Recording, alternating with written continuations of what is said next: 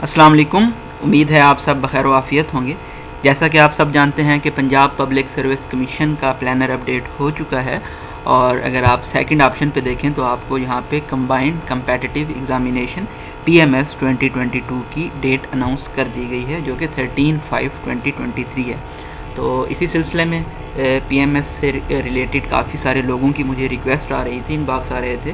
تو اسی سلسلے میں آلدو کہ ہمارا جو پریویس ایک سلسلہ تھا ایڈیٹوریل اسٹڈی کرنے کا، اس میں ہالٹ آ گیا، اس کو ہم اس طرح سے کنٹینیو نہیں کر پائے جس طرح سے ہم اس کو سٹارٹ سے لے کر چل رہے تھے. آلدو کہ میری کوشش یہ ہے کہ اس سلسلے کو دوبارہ سٹارٹ کیا جائے، کیونکہ کرنٹ افیئرس کے حوالے سے خاص کر وہ بہت زیادہ امپورٹنٹ تھا.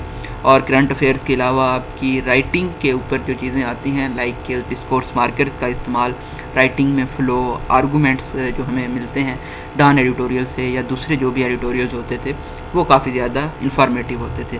تو انشاءاللہ کوشش یہی ہے کہ ان کو دوبارہ سے سٹارٹ کریں گے، لیکن اس کے ساتھ ساتھ ہمارا جو فوکس ہے وہ PMS کے اوپر بھی رہے گا، کیونکہ جیسا کہ آپ جانتے ہیں PMS میں سب سے زیادہ ٹارگٹ ہونے والا جو سبجیکٹ ہے وہ ہے جنرل نالج کا.